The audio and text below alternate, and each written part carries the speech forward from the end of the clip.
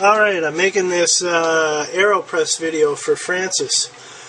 You got to start out with water at the right temperature. Easiest way to do that is in your microwave oven. I got 500 milliliters of water, and the Aeropress instructions say 175 Fahrenheit, but they also recommend a huge amount of coffee grounds, just a massive amount of grounds.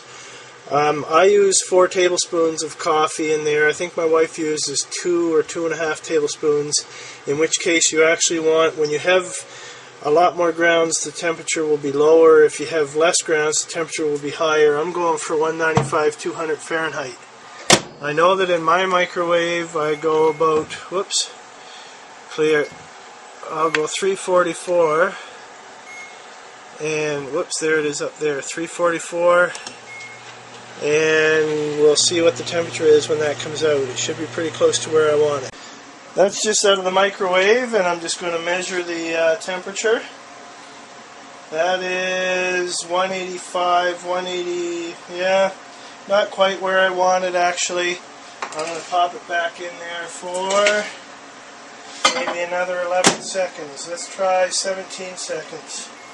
See what happens for 17 seconds.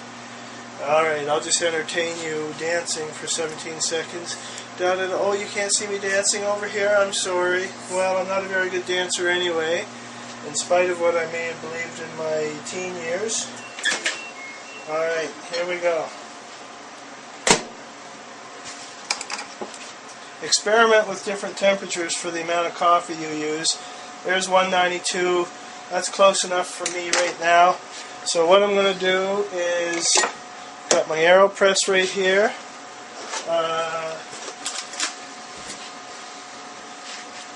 And I got my coffee mug right there. I'll give it a rinse. I had coffee in that earlier. So basically, take your mug, take your Aeropress. Let me make sure you can see that whole thing there. I'll just zoom up, I'll zoom up there a bit. And this thing comes off the bottom, and you put a filter in there. I should have had my filter ready. They give you this nifty little thing for holding your filters in. They're round filters. Take one out, put it in there. I'm trying to source some reusable filters. These you can use 4, 5, 6 times. Put that on top of there. Now I'm going to look for some coffee. I got so many different kinds of coffee here ground up. Here's some Guatemalan from a few days ago. I really should weigh this just for giggles and show you what, let you know by weight how much coffee I use. Let's see. You can hear my roaster going over there. I use 4 tablespoons.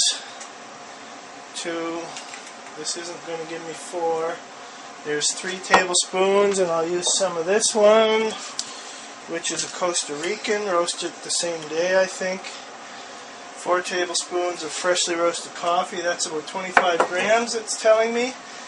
Now, I don't know where my funnel is. The people at Aeropress give you a nice funnel for that goes in the top here to help prevent the problem that I'm having right now. But normally I go 1 tablespoon at a time in there, and so I don't have the problem of missing the container thing. It's really easy to put in with the tablespoon. They also give you a special scoop that's a lot bigger, which I don't use. I just use a tablespoon. Now I've made a terrible mess of that. I should have had the funnel here. Now basically, with really fresh coffee, this is past 48 hours, so it won't foam up.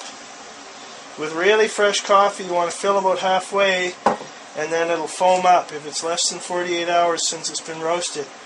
They give you this little stirring thing. It goes right down to the bottom without touching the filter. You give it a little stir, and then you fill it the rest of the way. Now Aeropress recommends you then take this and plunge it, but I don't do that. I let it drip down about halfway to give it more contact with the grounds, and then I fill it up with more water. I'll show you that when it gets there. I'll mark the time. It's I'll just tell you how much time that takes. We'll be back in a few minutes. Okay, that crackling in the background is second pop in my roaster. I just hit the cool cycle. I only wanted to bring that one to a medium roast. That's for a buddy of mine, Paul. Okay, she's drained down.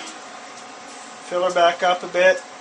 Oh, and what was the time on that? I promised you the time. That took about 3.5 minutes to drain down. Now you take your plunger. If this is too full, you won't get the plunger in. A little bit of liquid will get up above, so let that come down just a little bit from the top. And you just press it out. Their pictures always show the one-hand press, so I usually use two hands. One hand is better because if you press with two hands, you might actually press too hard, and you'll actually force the grounds to pop out from the side of the filter. I've done that before. If you use one hand, unless you're extremely strong, stronger than me for sure, you are guaranteed not to press too hard. That's the benefit of using one hand, I guess. So there, it takes a little bit of time to press that out. And you have one of the most fantastic cups of coffee that you are ever going to drink in your life, I guarantee it.